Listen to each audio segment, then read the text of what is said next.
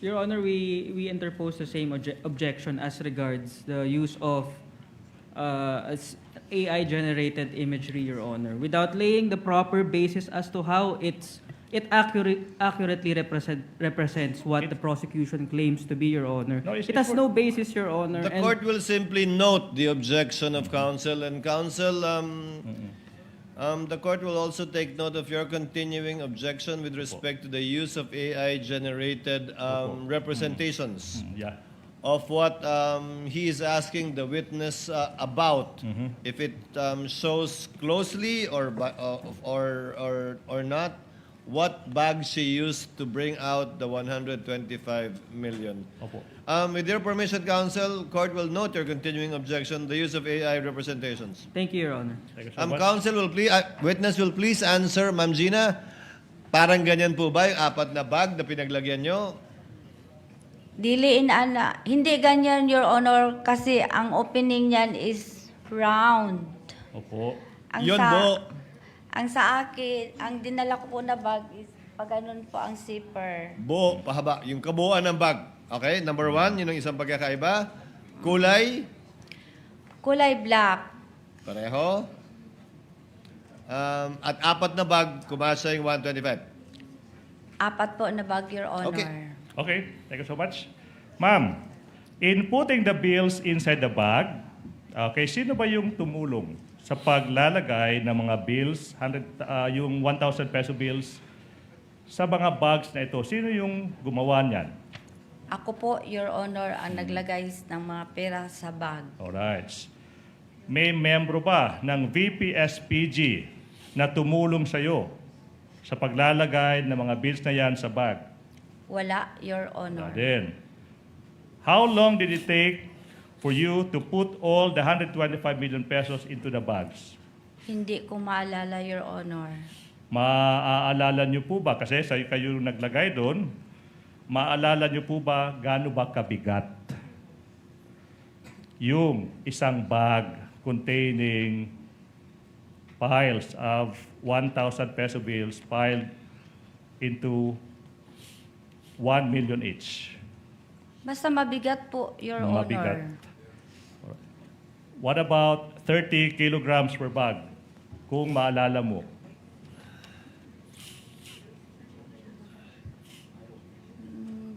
Di ko exactly maalala, Your Honor. Alright.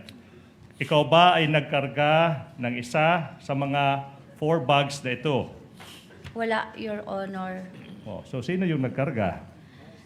Bali, ganito po. Yung kung ang pera ay nandiyon na sa lahat na nailagay na po sa apat na bag. Sa dihang on a while na ilabas ko na po, Your Honor, tumulong po sa akin ang dalawang security guard, Your Honor. Ginano nila, Your Honor.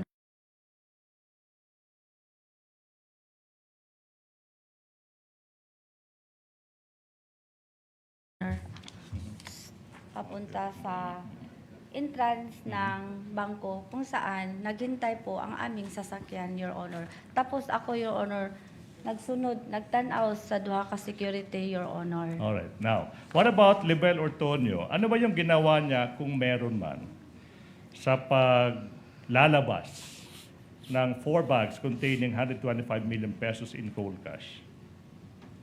May naitulong ba si Ginoong Libel Ortonio? Wala po, Your Honor. Wala. Again, walang escorts, no request for escort. Di po ba? Wala, pero ang amo ang driver, Your Honor, is a member of BPSPG. Isang driver. Duha, Your Honor. 2 Dalawa. drivers. Okay. Aside from these 2 drivers, yung tanong ko is, aside from the 2 drivers, walang ibang membro ng BPSPG. Asked and answered, Your Honor. Asked and answered, Okay. counsel. What time did you leave the bank? Ano, Your Honor? Anong oras kayo lumabas ng bangko?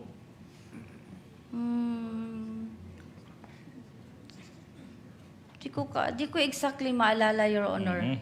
Hindi mo maalala. Now, galing sa trolley, di ba? Papunta ng mga sasakyan. Okay? Sino yung nag-transfer ng mga bags na yan? Misleading, Your Honor. There's no testimony as to the trolley. I did hear trolley as well, I Counsel. will reform, Your Honor. Now, sino ba yung nag-transfer galing sa bangko papuntan sa sasakyan, okay, ng 4 bags na yan? Ask and answer, Your Honor. Attorney Gina, with the indulgence of counsels, sabi niyo wala kayong binuhat sa 4 na bag, tama po? Wala po, Your Honor. Kadili ko kadaong. Wala rin binuhat si Ginoong Ortonio sa 4 na bag. Wala, sab, Your Honor. Ang nagbuhat, 2 security guard ng bangko. Sila po ang tumulong sa, sila, Your Honor. Tig 2 bag ang binuhat nila o may trolley silang ginamit? Di kaya ko ka-remember kung nagamit sila og trolley, Your Honor. Ang ma-remember ko, Your Honor, gidrag nila ang duha ka bag. Tapos, They drug 2 bag kada guard. opo, Your Honor. Isahang labasan yung 4 na bag. Sabay po sila, Your Honor, at nandun po ako, Your Honor, nagsunod-sunod sa ila, nagtanaw, Your Okay. Honor. Okay. Your witness, counsel. Now, so, paano nyo transfer, dinala, yung 4 bags na yan galing Land Bank Shaw Boulevard papunta sa pinuntahan nyo after that? Gisakay. Sinakay sa Amo ang service, Your Honor. service. Pag sinabing service, ibig yung sabihin, sasakyan. Opo. Ilang sasakyan kung meron man? 2, Your Honor. Kaninong sasakyan yung pinagsakyan ng perang iyan? Sa OBP, Your Honor. OVP. Sumakay ka ba sa similar sa parehong sasakyan together with Lemuel Ortonio? Ako nagsakay sa isang sasakyan, Your Honor. Tapos si Ortonio po nagsakay sa isang sasakyan, Your Honor. Kaya saan kayo nagpunta after that? Nagpunta po kami sa office po ng OBP. Office of the Vice President. Anong Sa- oras kayo dumating doon? If at all? Mga nakaabot mi dito mga 4. Umabot kami doon plus at 4. konti. Okay, 4 or 4 o'clock ng konti? 4 plus ng 4 plus hapon. ng hapon. 4 plus ng hapon. Who assisted you, kung meron man, in transferring the bags from the cars to the office of the Vice President? Kung meron man. Pagdating ko doon sa Port Lore, Your Honor, sa office po kasi namin, meron pong talagang naka-duty na mga BPSPG. Mhm. So, nang naka-arrive na kami sa Fort Lore, Your Honor, open ang car, tapos nakita ng BSPG na nag-action ako na kunin ang bag. Nakita nila na dili ko kaya. Tumulong po ang 2 BPSPG, Your Honor, na ang bag makuha doon sa sasakyan, tapos ilagay namin sa trolley. And then? Tapos, sakay na kami, Your Honor, sa elevator na hindi tao ang sumasakay. Ano yung service elevator, Your Service Honor. elevator. Sakay Okay, na now. kami. Saan nyo dinala yung pera? Dinala ko po sa aking extension office, Your Extension Honor. office. Yung 4 traveling bags. Opo, Your Now, Honor. ito yung tanong now, Madam Witness. Hindi po ba, noong November 25, 2024, Committee on Good Government and Public Accountability hearing, sinabi nyo dun, please show the TSN, that's right after encashment, pagkatapos pong ma-encash yung 125 million pesos, tinawagan mo sino? CSO officer, Your Honor. Colonel La Chica. La Chica. To quote, sinabi mo doon, you called him and you told him na eto na yung, ready na yung 125 million pesos. Tama po ba? Sinabihan ko po siya, Your Honor, na na-encash ko na po ang cheque for the confidential funds. Yes, ma'am. Question. Ikaw yung special disbursing officer. Ikaw yung nag-prepare ng confidential, yung physical financial plan. Hindi mo masabi kung empleyado ba. Hindi mo masagot-sagot yung napakasimpleng tanong kung empleyado ba si Colonel La Chica. The question is, why did you have to call Colonel Lachica to inform him, Colonel Lachica, ready na ang 125 million pesos. Bakit?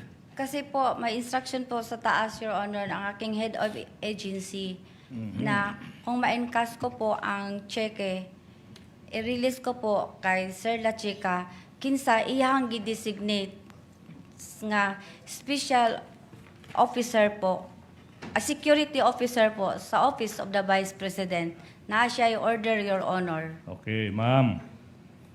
Sabi mo, tinawagan mo si Colonel Lachica kasi yun yung utos ng head of agency. Siguro sa ating mga kababayan na hindi alam,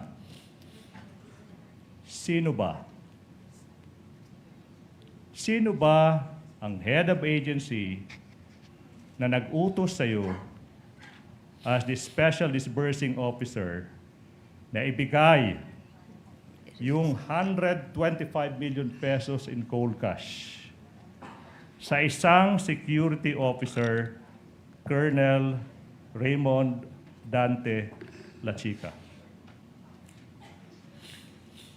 Ang nag-utos po sa akin na i-release ang pera na 125M sa security officer na si Colonel Lachica ay si Ma'am Sara Duterte.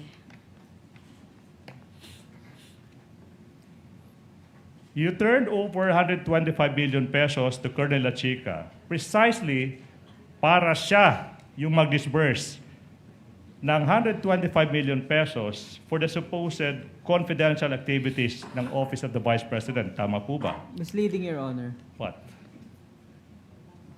Why is it misleading, counsel? Your Honor, the witness has yet to testify on anything Wait. that the I'm leading her. question is premised on, Your Honor.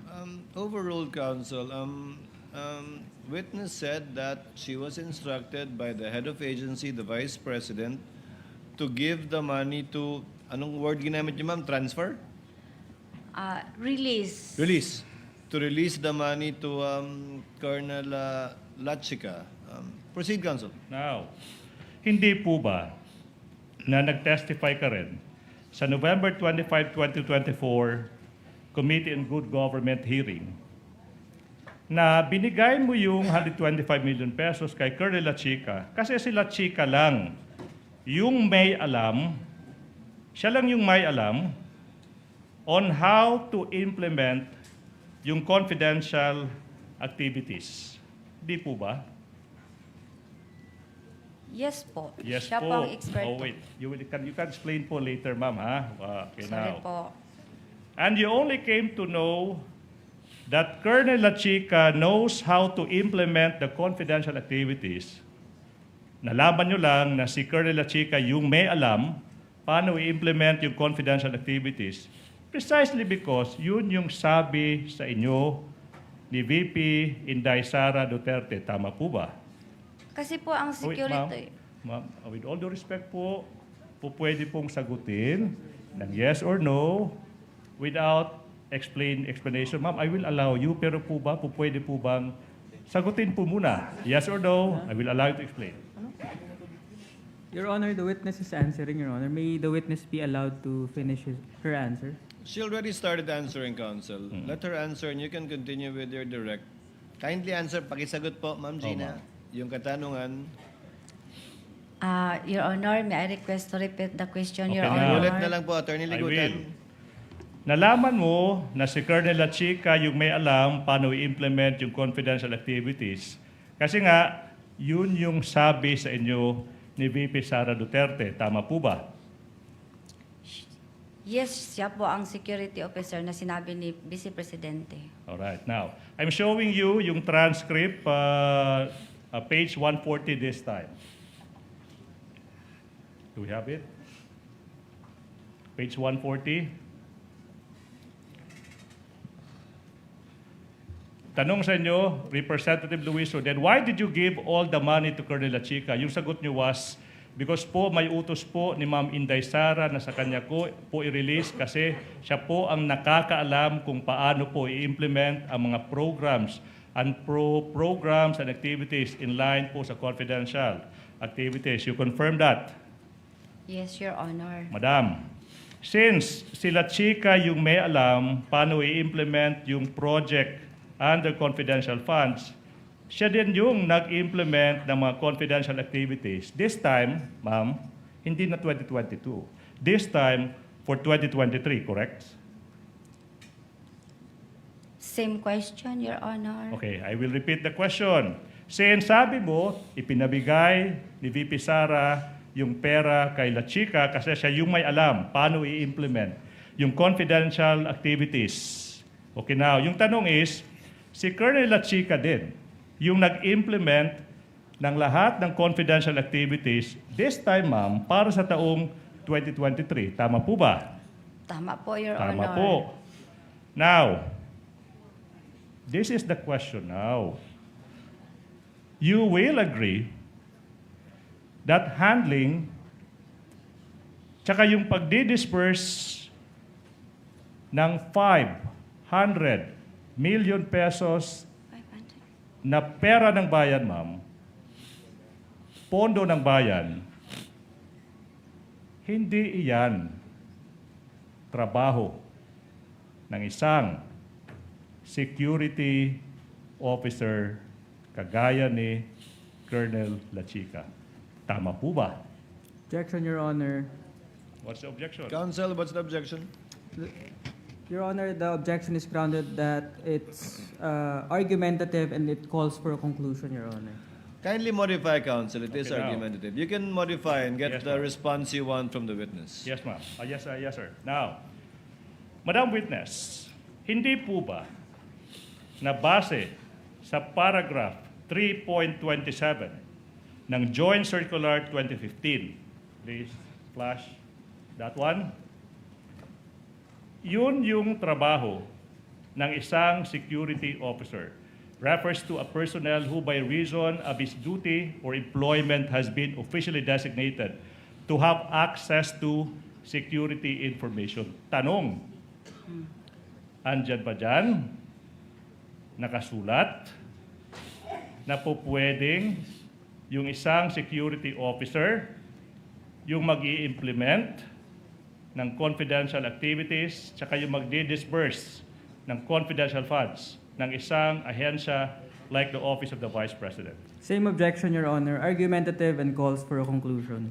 If she knows, counsel, because she answered that she based her actions on based on JC 2015-1.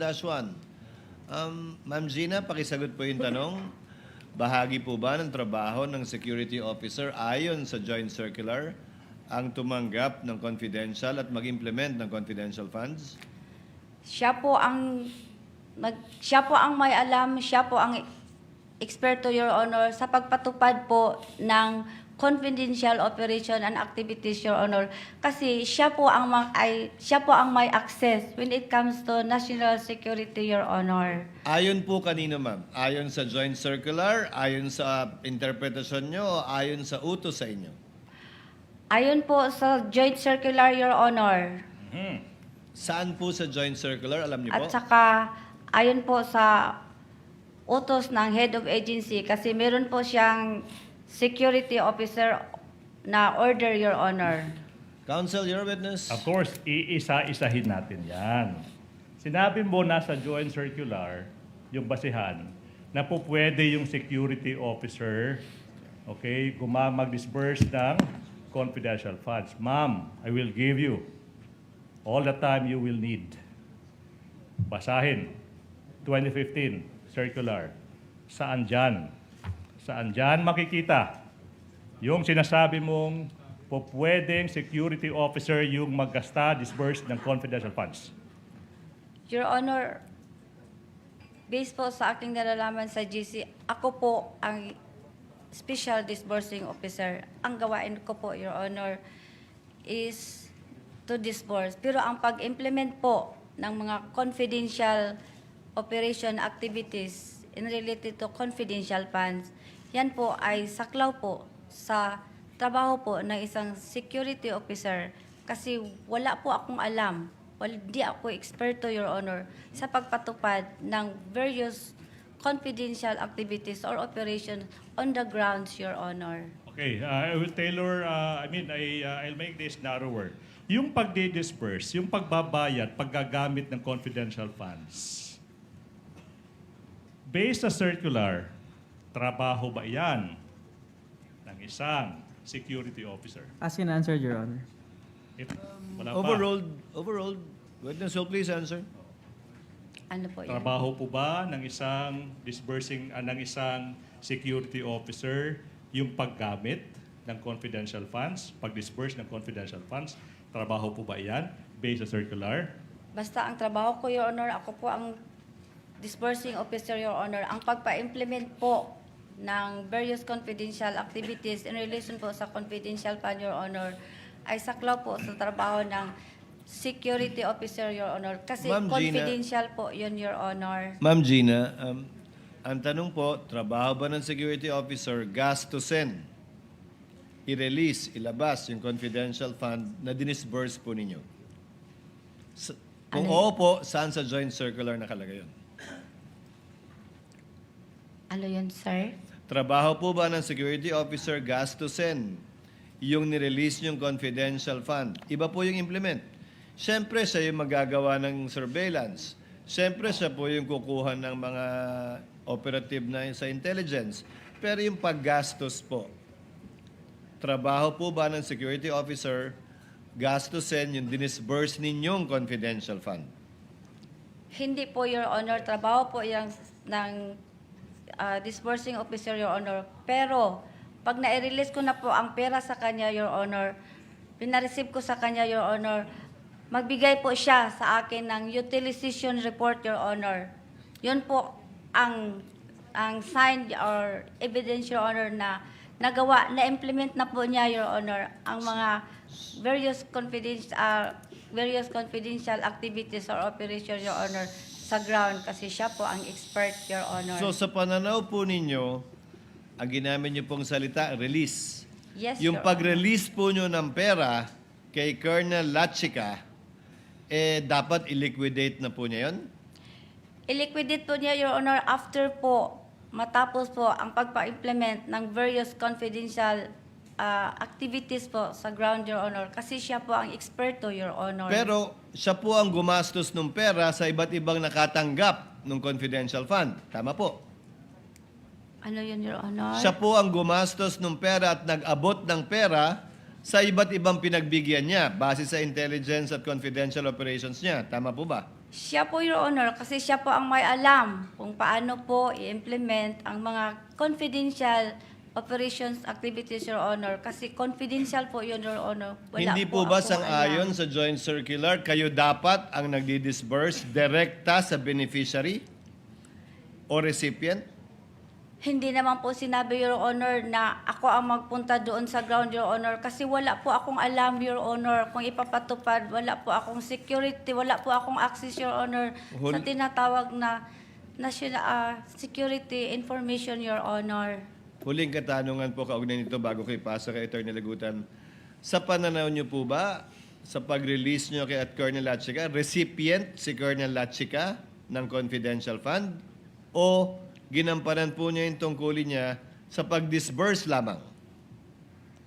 Nalibog ko. I'm sorry. I'm Recipient po ba confused. si Attorney Lachica, si Colonel Lachica o tagapagbigay lang siya ng perang ni-release niyo sa kanya? Wait. Yung pera po ba'y tinanggap ni Colonel Lachica para sa sarili niya? Hindi, Your Honor. Tinanggap po niya para ipamigay sa ibang tao?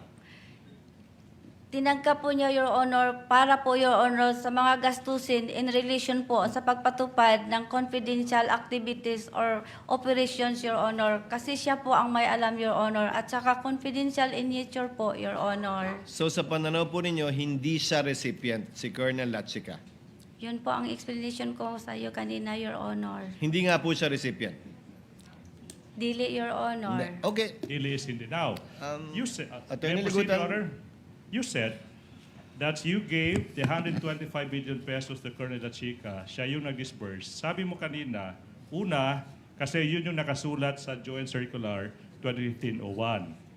And then, sabi mo, and that not only that, sinabi mo rin, kasi yun yung utos ng head of agency, si VP Inday Sara. Now, You were asked saan sa circular nakasulat na po pwedeng mag-disburse ng confidential funds.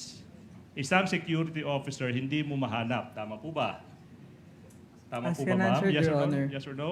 This is a premise to the next question, Your Honor. Witness may answer, counsel. Yes or no? Pakisagot po, Ma'am Gina. Kung hindi niyo po naunawaan, paulit niyo po yung Wala tanong. sa Circular 2015-01 nakasulat dyan na po pwedeng si Colonel La Chica as security officer yung mag-disburse ng confidential funds. Wala dyan.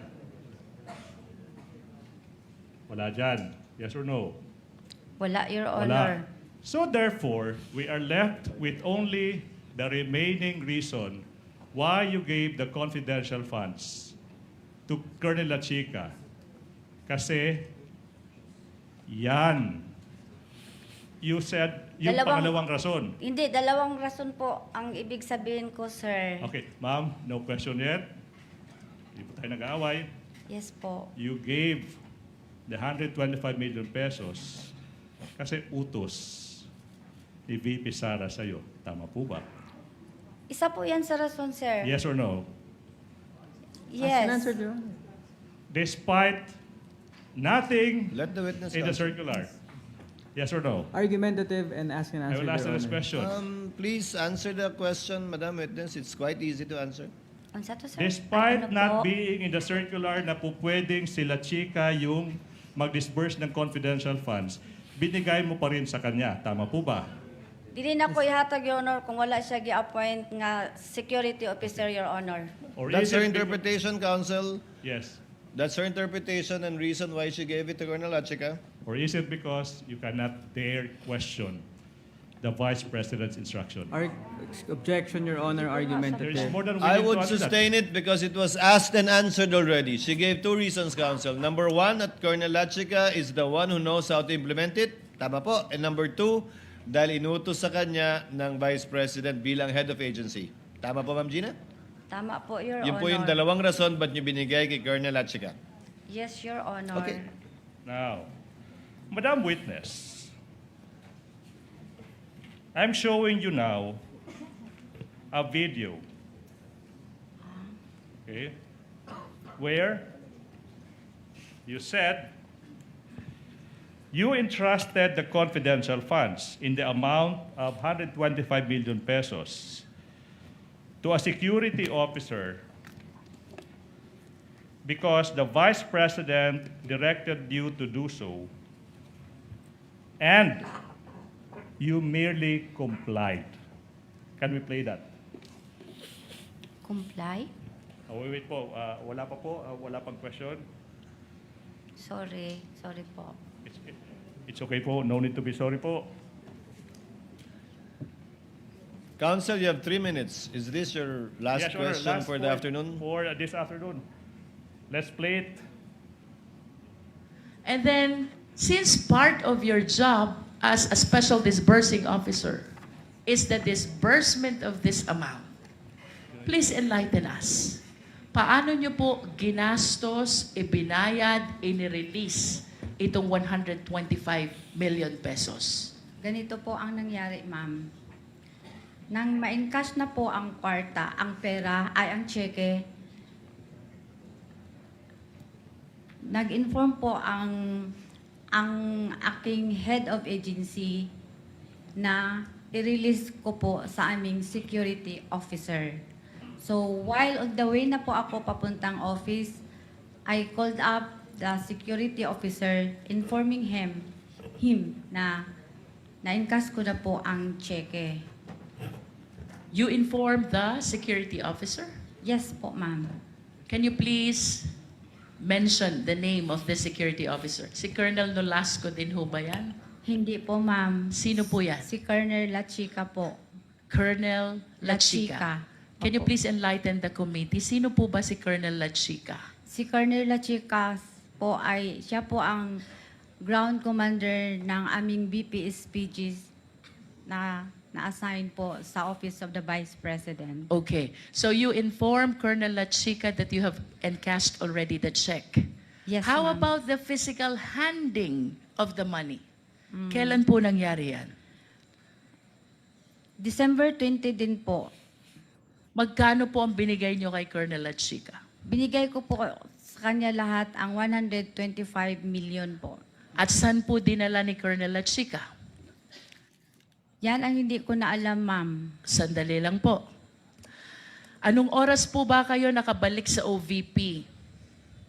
Mga around 4 p.m. 4 p.m. Opo. How long did it take you?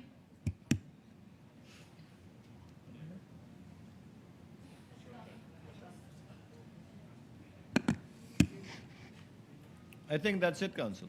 Okay, which one? Okay. Let's go to a next video for this point, Your Honor, please. That is, can we show it?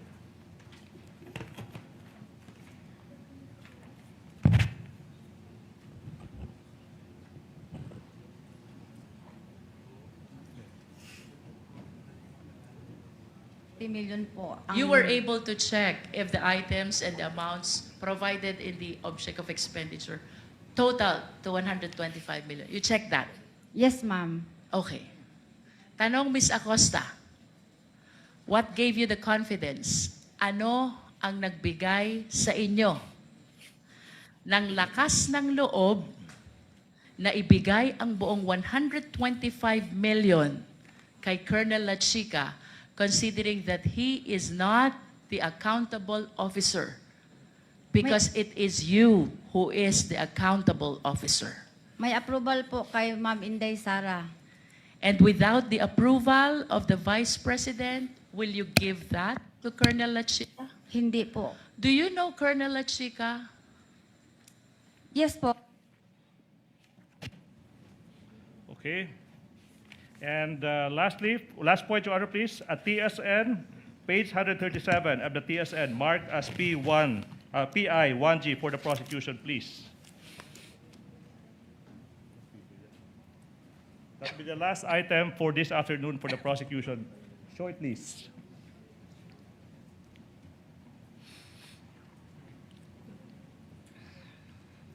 Do you trust Colonel Lachica, Representative Luistro, Acosta? I trust Lachica.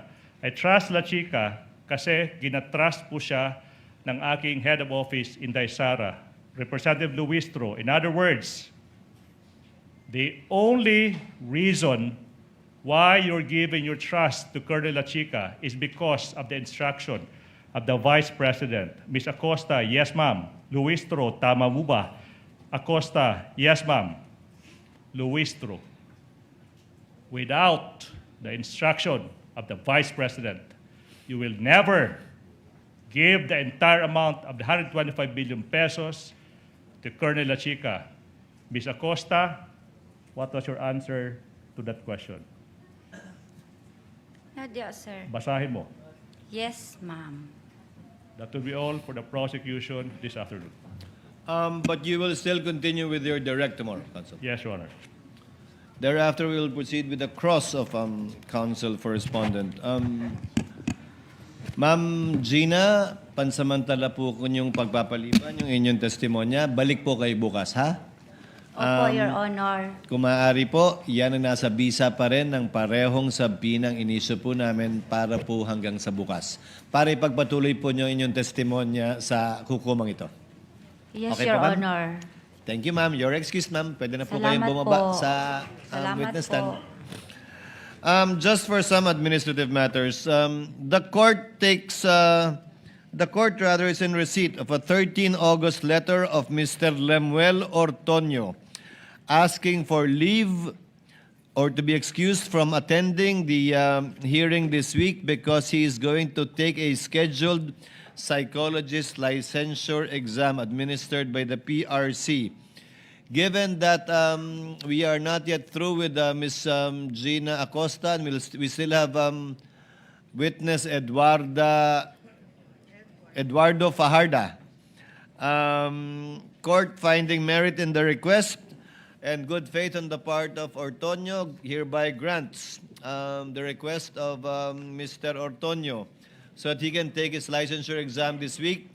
The court will, however, inform him in advance that we will be issuing a subpoena for him to attend this hearing on Monday, after he shall have taken his licensure exam. And a second matter, for the information of the senator, judges, and the parties, the clerk of court has completed the comparison of the acknowledgement receipts marked as exhibits by both parties.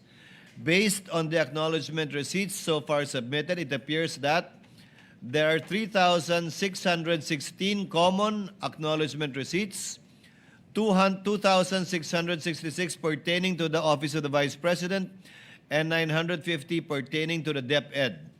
All ARs are marked by the counsel for the respondent, have corresponding ARs from the panel of prosecutors.